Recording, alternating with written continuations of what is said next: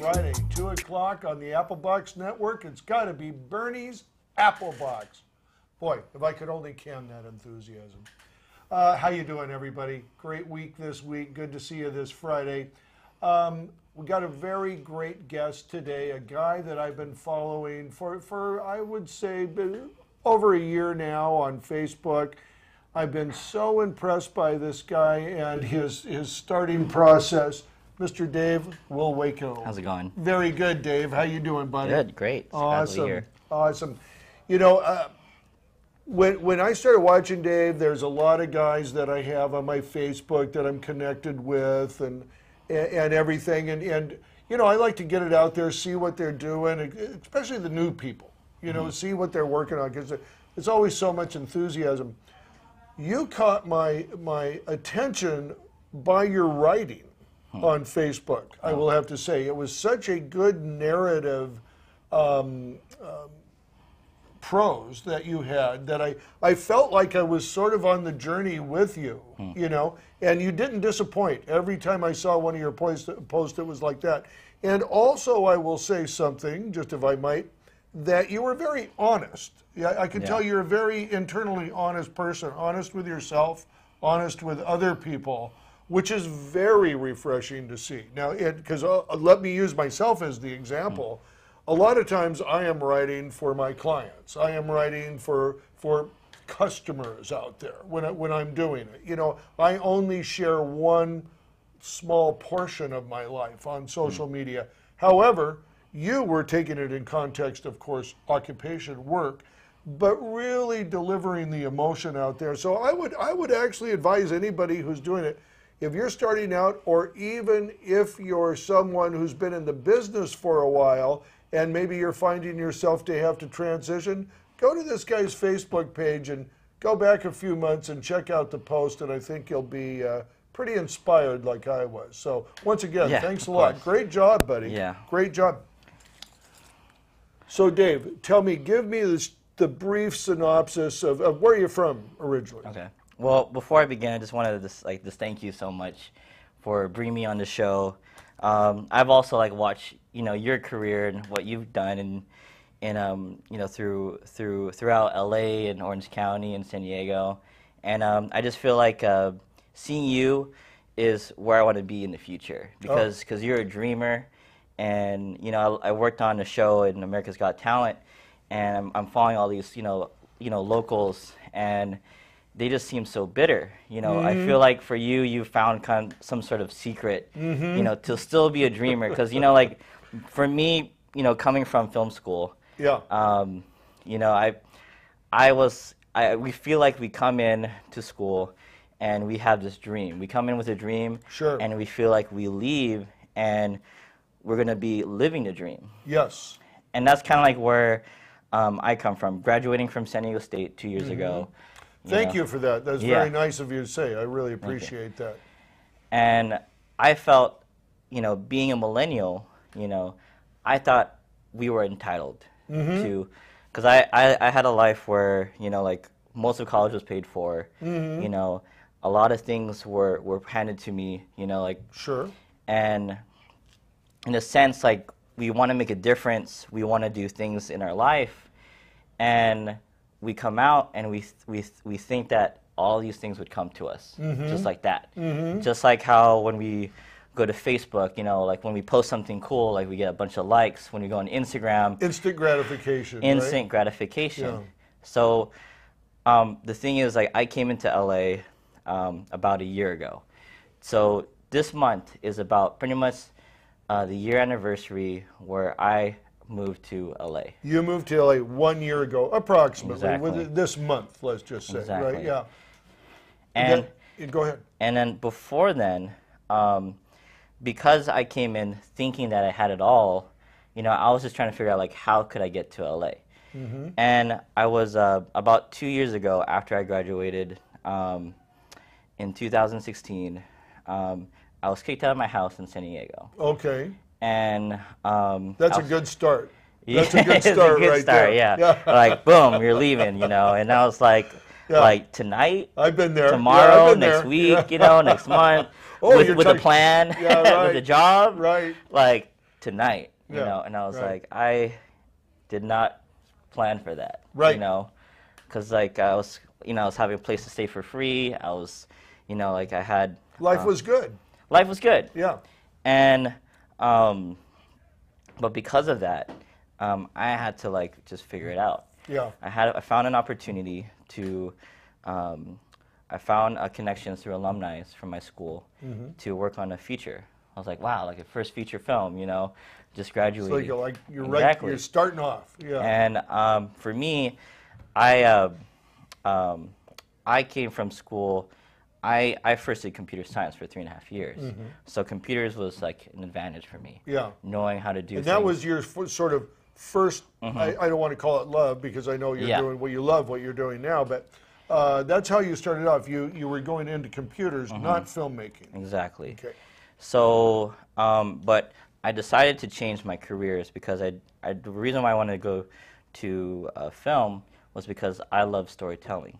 You know, I had a love for video games, but I realized I love the video game, even the story aspect of video games. So that's why I went to film, because I was just programming an alarm clock, programming, you know, like just doing math and differential equations. You were and Calc totally 3. in your comfort zone, right? Once I went to film. Yeah. Well, once you went to film, you were. Yes. But you didn't like the computers that much. What led you to keep doing it, even though you decided you were deciding you didn't care for it that much? Well, because, you know, being an Asian American, you know, where our culture is a lot like of expectations exactly to reach. Yeah. And, you know, getting a degree is important, but, you know, I did well in those things. Yeah. You know, I would teach courses, tutor people. You know, after school, I'd be like, hey, who doesn't understand the program? You know, let me go on the projector and then let me do a breakdown. Yeah. Right. That's awesome. But it wasn't leading to the gratification that I was thinking. Yeah. You know, so anyways, moving forward, 2 years ago, there was an opportunity to work on a feature film. And I worked on as a DIT and an editor. Okay, so that's actually a couple good positions. You weren't just exactly. PA, you were... And the reason for that was I had a good friend, and in college, he was my best friend, and he worked at Red as an intern. Okay. So because he wanted to be a director and I wanted to be a DP, for any project that we're doing, you know, we were able to bring a Red into our projects. Great. Awesome. So now that I was working in the future, I was like, yeah, I know the Red, you know, interface very well. I know how it works.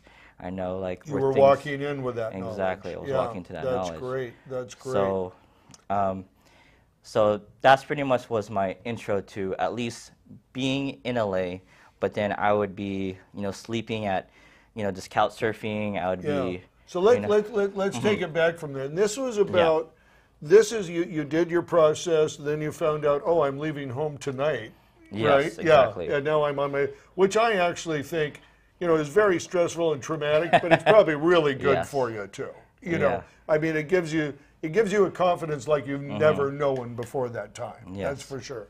Or worry, which gets you to the confidence level. But so this is about the time then that you are moving to LA. Am I correct? Well, this is a time where I was bouncing back from San Diego to LA. To LA. Okay, bouncing back from, you know, even to Riverside. So you're doing that, that like 150, 175 mile round trip, which I have friends that do, and I've done it many a time too. Yeah. So that's starting to wear on you. And so what decision did you make after doing that for a while? So pretty much, it took 6 months to finish the feature, and that was like around May. Okay. And that time, you know, like I was pretty much, you know, sleeping pretty much, you know, at my director's, you know, couch, you know, in their living room. Yeah. Because, you know, I had the computer, I had all the equipment, you know, I just couldn't just be in LA. Right. And we needed to, like, you know, go for, you know, distribution as fast as we can. Right. So, but once that finished, it was like, what do I do? You know, I don't have a reason to be at the house. Yeah. So in a sense, it was my time to go. Yes. But the thing is, like, while I was doing that, you know, I was doing stuff on the side. Like, I was, you know, being a PA. I was, you know, being a second AC or utility. You were getting on set any way you could, right? Any way I could. That's right. You know, and at that point, I had to leave the house because the project was finished, and but because I wanted to be where everything was, I had to be pretty much homeless in my truck. So you decided to go up to LA and live in your truck so you could be closer to the set, to LA, where things were happening, where the connections were going to be made, all of that. That's a huge commitment, dude. That's a huge commitment. Most people would not make that type of commitment. You know, I'm going to live in my truck and go up to LA. I roundly congratulate you for the courage to do that. You know, some people I would tell them don't do that because I think you're going to go the other way. You're going to keep going down as opposed to up, and that does happen. I mean, it can go that way. But so you were in your truck. How long did you live in your truck? About like three months. Wow. And I remember like there was some like duvetine that I. Were you wrapped up in duvetine with a sandbag for a pillow? Exactly. Yes, I was. It was that was. I'm laughing, but that is the truth, right? You know, I even like flagged. You know, like all the flags for a dark room. Exactly, because. You know, like I didn't want people to know because it was an embarrassing time. That's not the type of thing you go advertise, right? Exactly. Hey, I'm sleeping in my car. You know, hire me. Yeah. So listen though, but how did you work it out? I mean, you were living in your car. You're doing that. Are you on the phone now? You're talking to people. You got emails on your phone, I guess. So you can get all of that stuff, paperwork and all that, make connections. Well, I remembered. During that time, like I made a post, and let me see if I can find it. And it was yeah, we can't see it. I know we can't see it, but I'll explain to you. So I was listening to a conversation with two older students that wished that they started their film careers early, that they kind of were like Spielberg, had a camera as a kid. Yeah.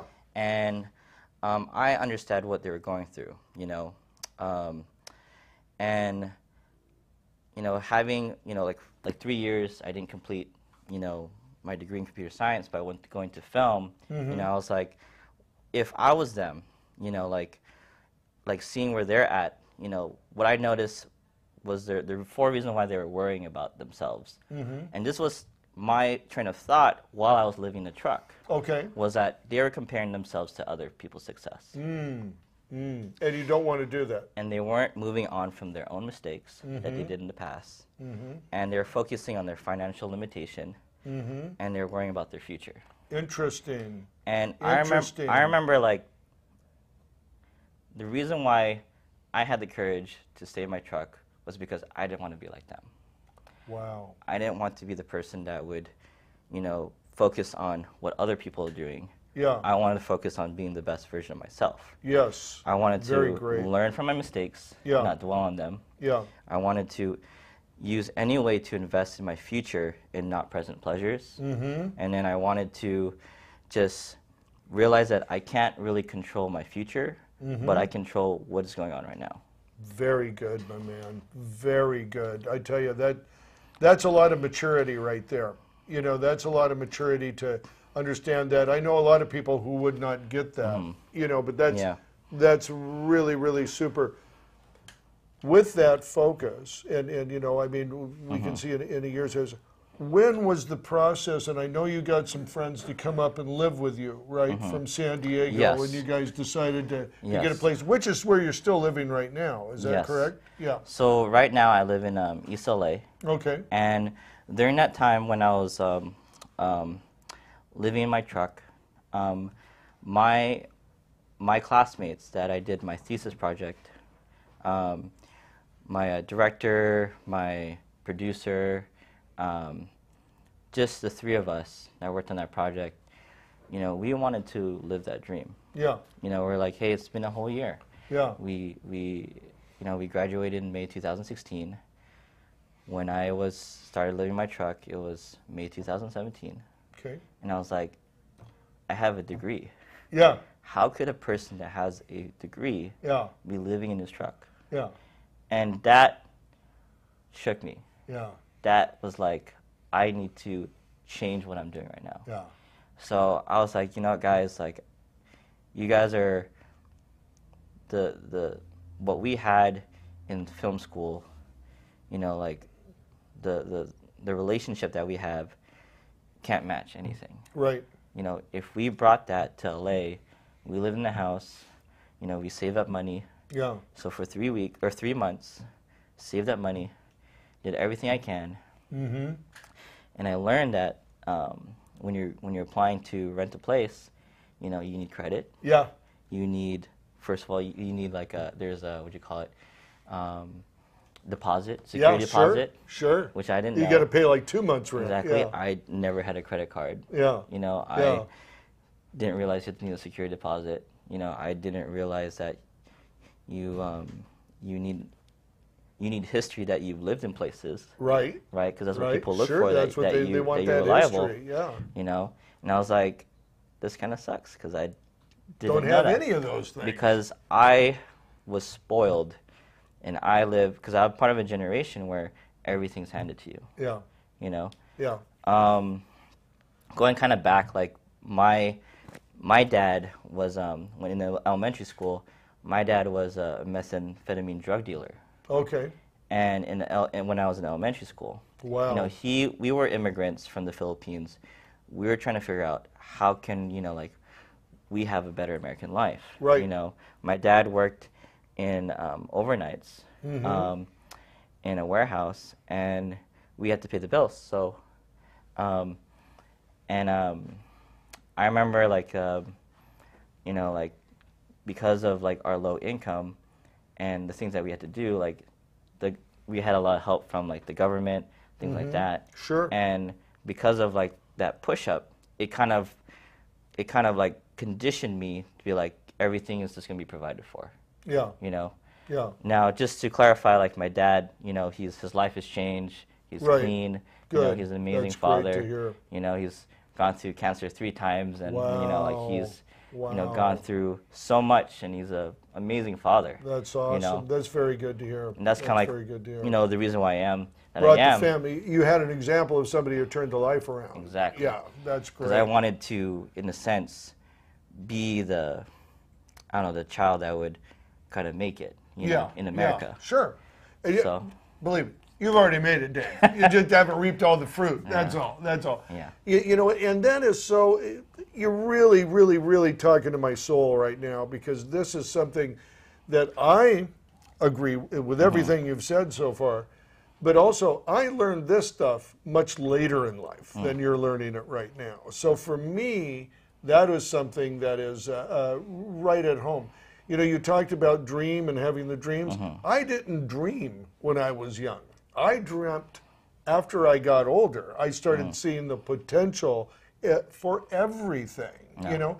And my good friend, Rob O'Farrell, who's no longer with us now, but he told me something that I will never forget. I probably think about this every day. He goes, you know, when you're old is when you don't dream. And I have never been able to knock that off the chair. Wow. It really is the truth. If you stop dreaming, you're old. I don't care what age you are.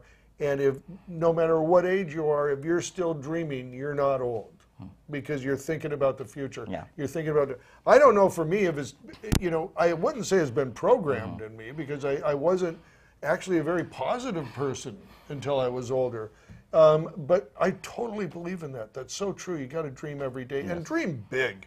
Yeah. Too. Don't dream small. Don't, you know, one thing that I know, I came from a kind of a bad family as well, or, you know, not to implicate yours, but my family had problems, and I only lived up to something I wanted to be better than my parents. Yeah. And I realized after I got older, after I matured, after I had a better attitude, that was way too small of a goal. I needed to be the best person in the world.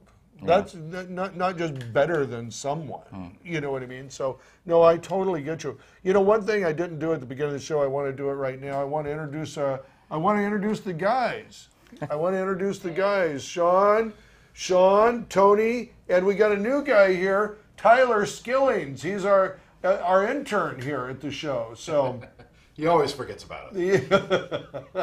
I never forget about you. Only after 2 do I forget about you guys. Before 2, all I do is think about you guys. So that's good. And you know what? I know we've got some stuff. Sean, let me just ask you a quick question. Do we have that piece up that we're going to do for Sammy's camera? I just want to speak to this for a minute. I'm going to be at Sammy's camera on the 26th on Fairfax, and I'm going to be on the 4th floor at 7 p.m. in their new Cinema Works division. And we're going to be doing a demonstration of lighting, talking about some new systems that Ari has up there.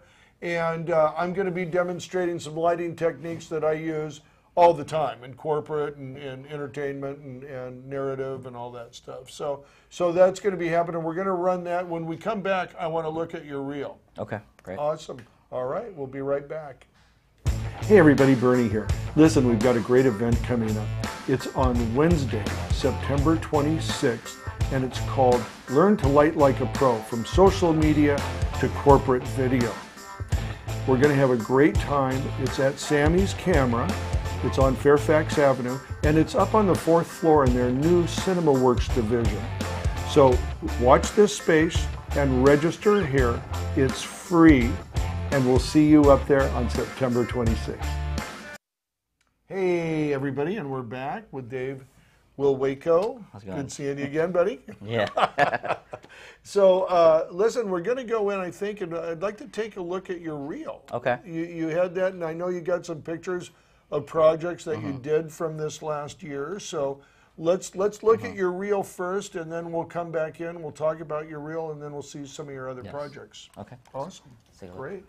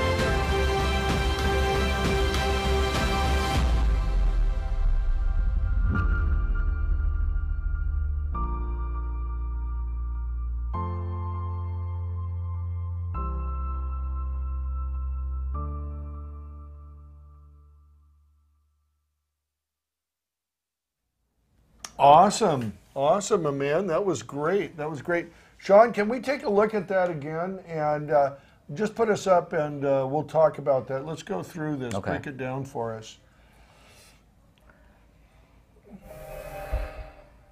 So you did these graphics, Yes, right? so I like that. Yeah, so I did a lot of motion graphics. That's nice. And also, that's what's made in Illustrator. And this is a project called The Mountain. This is what I made when my first year in film school. Okay. And my buddy that worked at Red, and also my classmate and best friend, he had a place in Wyoming where his grandparents own, and pretty much this is his backyard. like a few feet from. Oh, really? Yeah, like I was like, I was gonna say, it looks like you Yeah. reserved the national park or What something. was crazy is like, we didn't know it was gonna snow. Oh, As wow. we were driving up, you know, like people were asking like, so there's no snow, like what are you gonna do? Like your whole film is about snow, and we're Yeah. like, well, normally it snows during this time, and it was like Thanksgiving break, so we just kind of went. That on was a a whim. quick script rewrite if it didn't snow, right? Yes, Yeah, it would have. Yeah. And as we were driving, a huge blizzard came in, and this was during like the drought time of Okay. you know Yeah. of the West Coast. So we were just astonished that this was happening. You know? That's amazing. That's So- amazing. And how long were you on set to do this piece? About 5 days. 5 days, Like okay. 2 days of prep. How many So pages did you do? I believe it was total? about 11, because 11 minutes Yeah. is normally the limit Yeah. at state, at Yes. San Diego State. That's great. That's great. Yeah, and so, and was it your director friend who lives with you? Was he doing it? Was he the director on this? The guy that you guys live Yes, with now? yes. His name is Kyle. Okay. So he wrote and directed the script. Awesome. And then the person that owns the Red, this was actually his backyard. Yeah. And we used his camera, and he was the producer on the project. You know. That's great. So This same project Yes. right here. this was for a music video Okay. called Dare to Be Dreamers, the band. Mm-hmm. And it's pretty much like, you know, like how like living in a castle, being a princess. Mm-hmm. And yeah. That's great. That's great. And when did you do this project? That was the summer after a year of film school. Okay. This was a project called for Spay War in San Diego. Okay. The I guess the technology military branch of the Navy, Mm-hmm. and they gave us a project to essentially do something for the Navy. And then this is actually in San Diego, ironically, a house made in 1860s in National City. Wow. So I shot a wedding there, and I told the person that owns the property, I was like, can I shoot my film here? Yeah. I had an advanced cinematography class, and I was like, it'll be amazing. This is actually in the Sereno Valley area. That, would you? Pause that, would you, Sean? Yeah, so this is, I love this. I love this shot because when I first saw it, I thought, oh man, he went way out in the country and Yeah. shot this, but tell us where it's at. Well, this is, so I lived in Mira Mesa, and this area is pretty much like 10 minutes from my house. Oh, that's amazing. And I've hiked there all the time. And, you know, essentially when you make stories, your idea is like you make $1,000 look like $10,000. $10,000 look like 100,000, 100,000 look like $1 million, and so Sure, forth. sure, you know? sure. So I, you know, using the resources that you have, you know, because I'm of course film student, Yeah. you know, I probably, like the mountain that you saw, I think our budget was only $2,000. Wow. This project was probably about $800. Wow. You know, so just using as much resources that we have available, you know, being a storyteller, putting the actors. This is actually the AC's wife.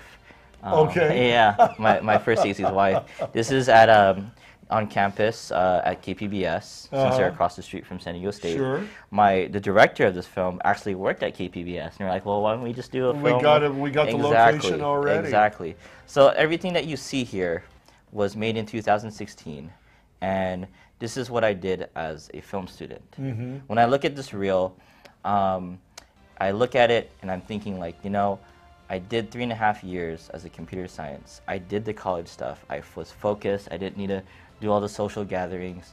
I just like, you know what? I'm gonna come into film school, not mess around, and just do exactly what I am Here to do. here to do. Yeah. You know? Yeah, that's good. You know, that's really nice because you had some maturity behind you. Exactly. And you can get that laser focus on what you wanted to Exactly. do. And because you had already done your initial Exactly. trial, I think that just, I mean, you know what, meeting you and hearing your story now, I understand why you're so succinct and focused on Facebook and in your career. You know, because this is not an age thing. I see guys, you know, that are 20 years younger than me, my age, and certainly when I was younger, they are not focusing on a career. They are not, you know, they're waiting to see what happens. If you wait to see what happens, you might win the lottery, Yeah. but more than likely you're not gonna, you know. Yeah. And I that's very exciting to see your approach. What is this? What are we on? So that was in Julian. Yeah. like I think the, I don't know, the old. And this is the same project here? This is the we're same looking- project. Yeah. I just want to like kind of do a bookends. You Yeah, know? no, that's nice. So just to kind of remind people, like, hey, like, this is where we were, Yeah. And this was also another music video for Dare to Be Dreamers. Essentially, this kid, he had Down syndrome. He was, I think, adopted at age 2. Okay. His dream was to be in the music video, and we flew him from Arizona to San Diego. Pretty much like go for the moon, and then pretty much just fulfill his dream. Oh, that was like that's what the band so was about. nice, Yeah. dude. That's so great to hear. That's really, really awesome. That's great. And now, I think we've got some photos of your projects too, right? Yes. Yeah. Yes. Let's take a look at those, and then I want to talk to you too after we look at this a little bit about you're working right now part time at what, AFI? Yes. So And New York Film School. New York Film Academy. Yes. Yeah, yeah. So okay, so being working in LA, right? Right. I think that the two most important things are being flexible with your schedule, but still be able to have a constant money flow to pay for your bills. So the good thing is working at AFI, the American Film Institute, and the New York Film Academy, I knew that I just needed a set amount of hours just to pay the bills. Sure. And then also, both jobs are as flexible so that I can tell them on Thursday and Friday, this is when I'm available because I have gigs. Okay. And they're cool with that. They're cool with that. That's why I was able to go to Paraguay, go to Indonesia, go to Mexico, go to Lima, Peru, Singapore. All in this last year. All in this last year. That's incredible, dude. I'm trying to get booked in Sacramento to get out of here, but you're knocking it out all over the world. That's so awesome. Yeah. That's great. That is one thing. When I mean, I have a very different path. I was 40 when I started as a PA. Wow. And so I was very much in a whole different thing. And I remember because I never really actually knew much about the business before I started, the first day I started in it. And I started a travel zone when I was probably like after I'd been in the business for about 5 years, started doing a lot of traveling. And I thought, this is the best in the world. You get to go everywhere, you get paid for it, you go behind the closed doors, you get to see what's really going on. So that's a great advantage. I think it's huge. I mean, I think for me, like, coming out of film school and, not, for me, even though I'm a cinematographer, I don't have a camera, I don't have the equipment. Right. I think it's just important just to realize that, I've been given more than I deserve. Like, I don't think, like, I don't deserve a friend that, just works at Red, able to grab a camera when, when we ever had a project. I don't, I didn't really, like, like, where I come from, the Philippines, like, coming to America, like, being able to, to go on film sets and to pretty much dream for a living, you know? And I think for me as, like, a millennial, like, there were times where, where I felt like, because of how we're conditioned to be entitled, to have instant gratification, like, and what I mean by that is why we're conditioned is because we live in a society where, Instagram, we get, instant views of how much our stories are getting. We don't have to wait every week, to watch a show. Netflix gives it all at once. Now we can get breakfast at any time at McDonald's. Oh, sure. Yeah. So we're conditioned, to have instant gratification. Right. And two, I will say this, person my age, is seeing the progression, and we talked before this, is I used to bake potatoes. That took 45 minutes. Oh, wow. No one is going to wait for 45 minutes for a cooked potato anymore. I mean, that's 30 seconds. That's maybe 3 minutes in the microwave. But I have seen the loss, I don't even want to call it a loss of patience, but I want to say that it's no one can wait more than a half hour for anything almost. So so being a millennial, you come in, you know, you have a degree, you're entitled, you feel like, you know, because you have these things, you're going to instantly get gigs. Yeah. What I realize is it's not the fact, is that you have to be, it's contradictory to how we've been conditioned. We have to be patient. We have to be willing to, like for me, you see all these things that I've gone through and, you know, be able to travel the world, but, you know, like, you don't see that within a year. I volunteered on like 20 sets. No, they don't see all of it. They don't see the time, the work, the focus, the going without. All anybody ever sees, and this is part of my, I guess, Facebook philosophy too, is what they want to do. That's what I show them. But you know, the message is much bigger, as you're saying. You know, in that it takes a lot. And that's why, like in Facebook or whatever you use, we've been trained to put a filter on what is success. Yes. For me, what I try to show is that, you know, like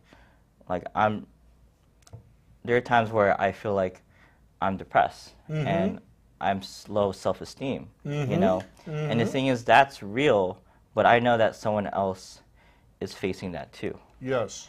And you're not afraid to put it out there. No. That's what I like. That's what I like, because it's honesty. So, so a year ago, around May of 2017, after I had my first AFI shoot, and in May of 2017, that was a time where I didn't know how to use a 12x12, had no idea what high rollers were. I was introduced on a set where you use grids and overhead lighting. Right. I never used anything over 20 amps. You know, I had no idea, like, so like M18, sure, but like I had one at my school, you know. So all of that stuff, at AFI, I was introduced thanks to Mark Jeeves. He's a Filipino cinematographer at AFI at the time. And that was a time where I realized I had no idea what lighting was. Yeah. I realized that I need to stop thinking that I'm just gonna get stuff.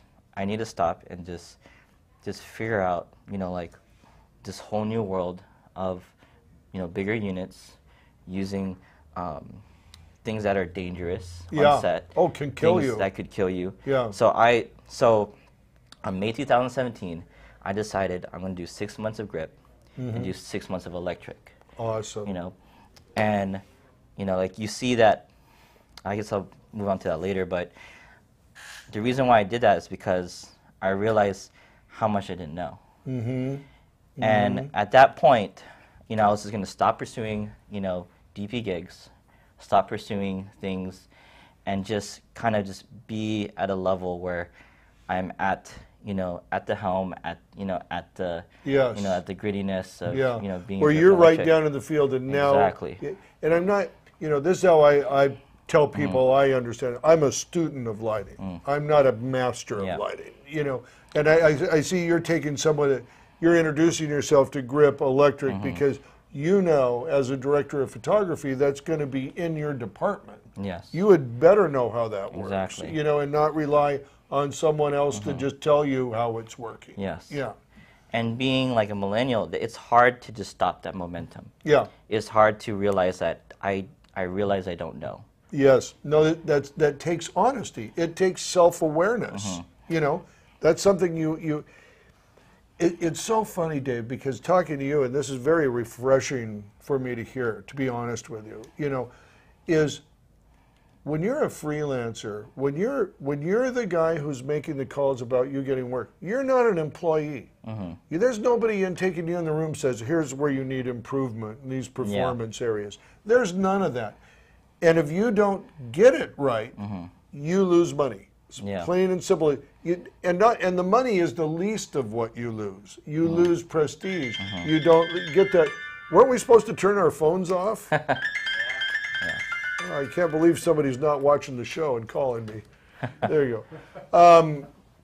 But you lose that, you know, that momentum that you Yeah. have, you know, and so it's good to see that you got that. So with that amount of time though, doing grip and electric for 12 months, that will wear you down. Yeah. You know, like I said, Physically wear you down. physically, emotionally, because, you know, at a time of 6 months, I was fulfilling so many other people's dreams. Yeah. I was doing people's visions. Yes. I was portraying. I was thinking to myself, at 6 months of doing grip, dedicated grip, you know, I'm physically tired, doing overnights, and I remember being so tired going home. And in LA, you know, there's street sweeping. You know, Yeah. I remember getting so many tickets because I'm so tired that I forget, like, oh, there's just so many parking spots. It's you know? Wednesday. Yeah. And then you're like, oh, there's a ticket. You know. That's wild. And I just remember being so tired and being so fed up. Yeah.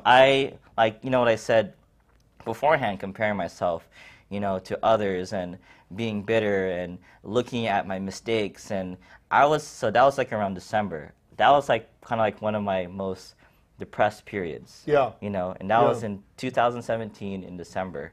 And I was like, and that was a hard time because my first year in LA, I didn't realize that people stopped working.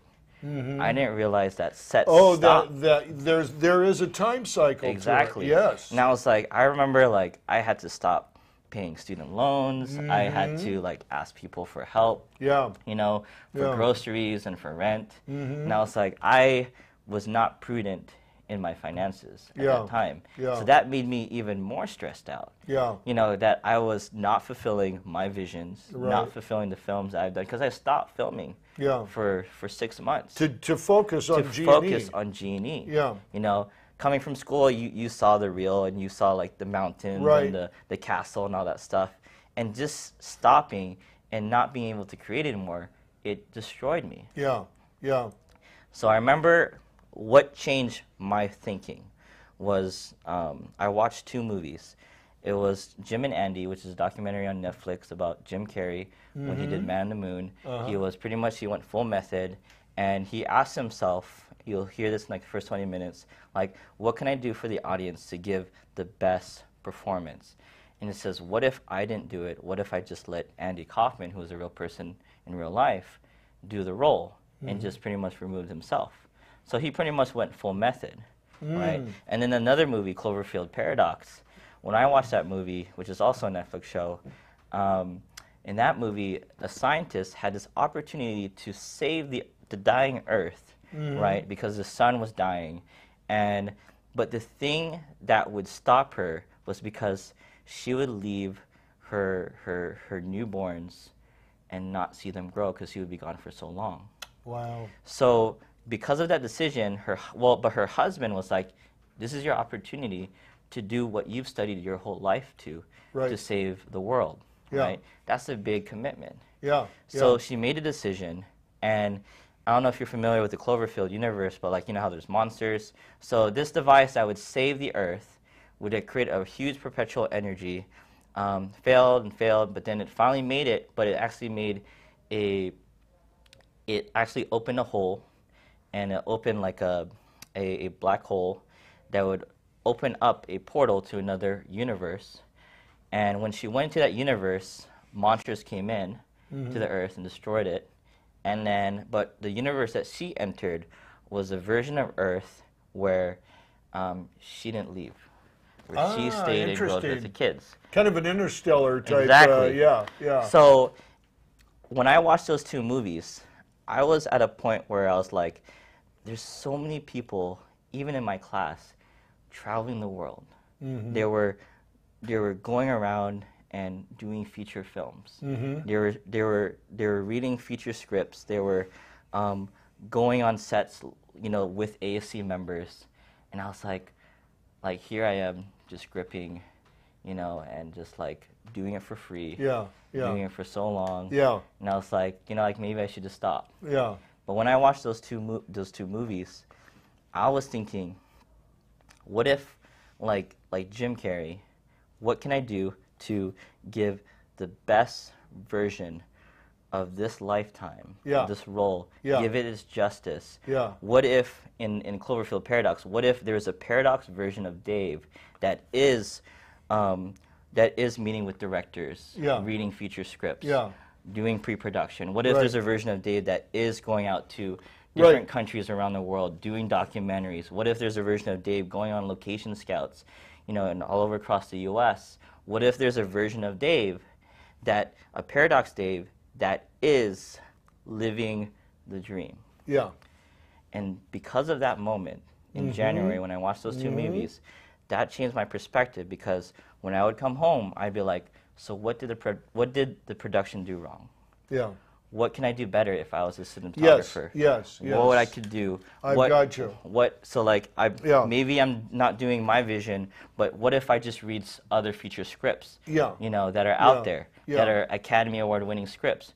How can I do to be a better storyteller? Like, my focus at my deepest, lowest time was like, there is a version of me that can be successful. Why can't that be in this universe? Right. You know? I will counter with this.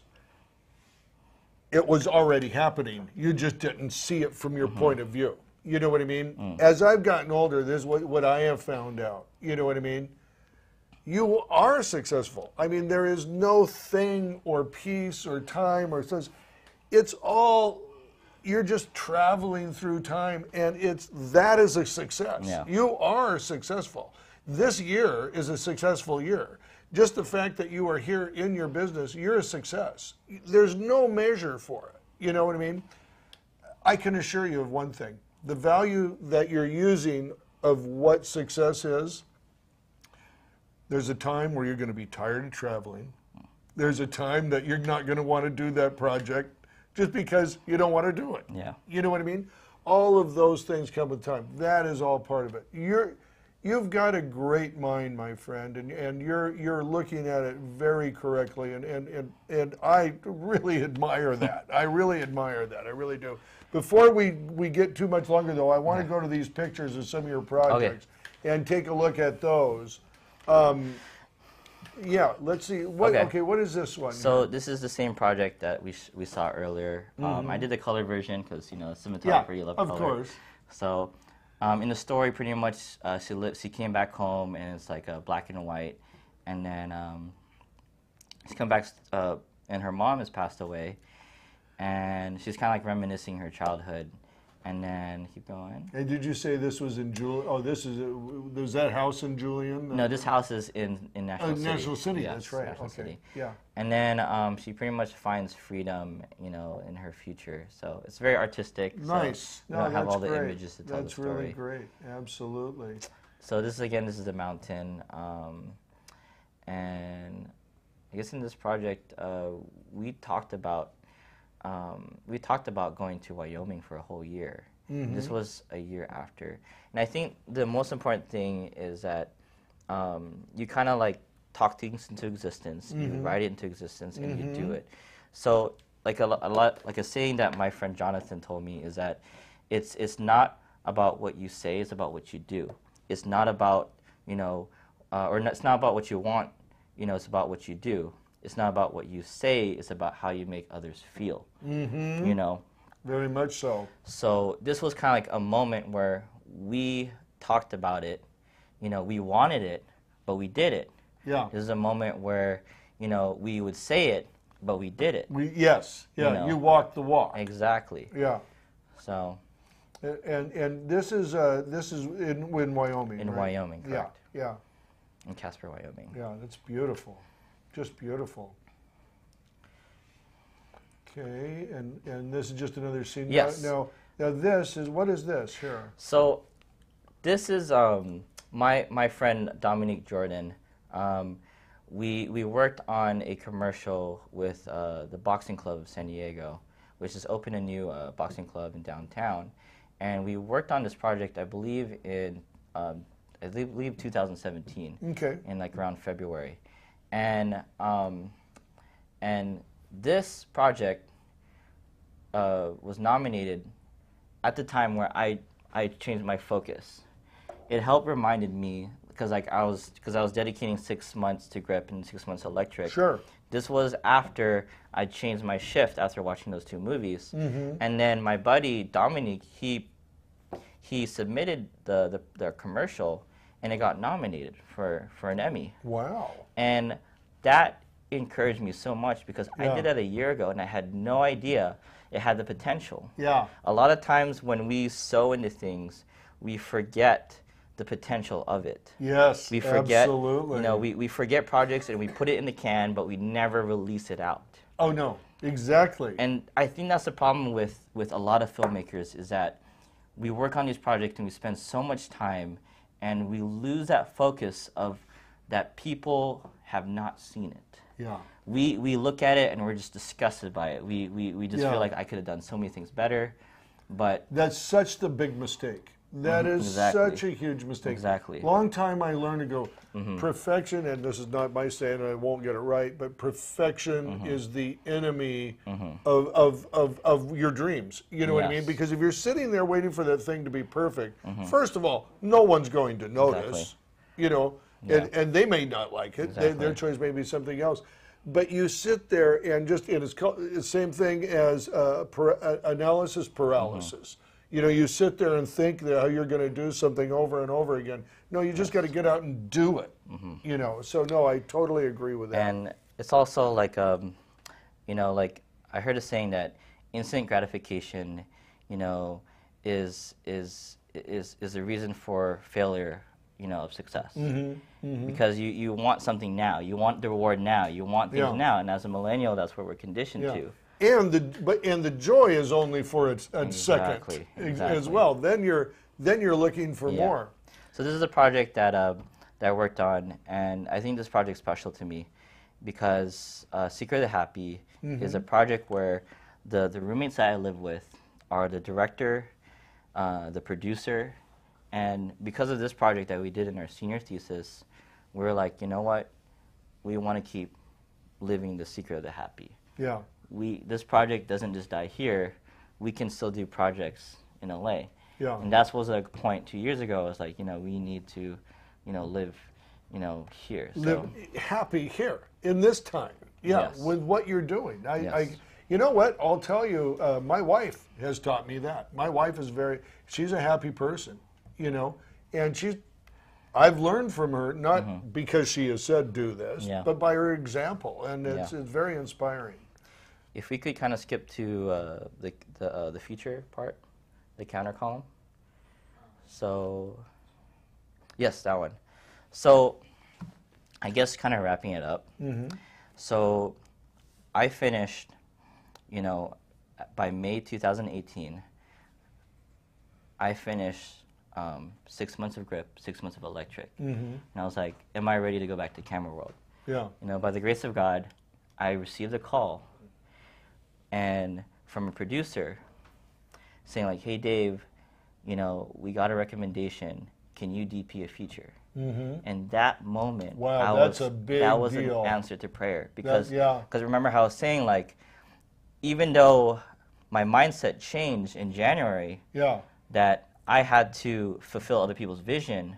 Because I watched those two movies, I was like, I'm just gonna live the version of Dave that's gonna be successful. Yeah. And Yep. and stop comparing myself to others, compared to myself, to be the better version of myself. Absolutely. And to just move forward and just do everything I can do that the successful version of myself would be doing, so that I'm just not being, so I don't have the attitude where I'm just tainted, Yeah. you know, and not wanting to continue. No, absolutely, dude. And so this is the feature that you shot? Yes, this is a feature. It's called Counter Column, and it's about a Latino kid named Anthony, and essentially he lived a life of drugs, and just it was very similar to my dad. Yeah. You know, and I connected with this guy, and he joined the military, which I don't have clips of, but pretty much Counter Column is a movement, kind of like when you're in a platoon and you're walking in with your ranks. If you do an about face, what happens is the people normally in the front are your higher ranks, the higher ranking officers, The leaders. the yeah. leaders. But if you do about face, now they're in the back. Counter column is essentially a maneuver so that an advanced maneuver so that the ranks can still be applied. Oh, interesting. Exactly. Interesting. So in this film, pretty much he had to face in boot camp a countercolumn moment in his life where he had to decide that, you know, I can't, like I had to be changed on the inside, you know, and he essentially he got saved. So this is a faith-based movie, and but after he got saved, all the things that he did in the past caught up with him, and then he ended up going to jail. You know, he's this new Christian, this new saved person, and and he's got to go atone for for his past. Exactly. So I won't spoil the ending of it, but essentially the story is pretty much like how even in the darkest times, just like how my life, even in the darkest times, you can have a counter column. Yes. Ooh, I like that. Exactly. I like that. Dave, awesome dude, awesome. I think we got a couple minutes. How do people get a hold of you? You can follow me on Instagram at Dave Wilwayco. This is my name. And can you put his tag up there, Sean, so they get that spelling? So it's just without the space. Yeah. And then website, I'm rejuvenating. So I know you saw my reel, but I'm putting it together. Yeah. And Facebook, obviously, that's where I post most of my stuff. And that's where I intersect you, and I would just encourage anybody to go back, take a look at your post and stuff like that. Very well done, very good, very narrative, which I love. You know, and then what's in the future? What's coming up? So in the future, I have a feature that I'm going to be gaffing on. Great. And the reason why I got into that feature is because the second AD, Christian Widener, is the line producer for this feature in San Antonio.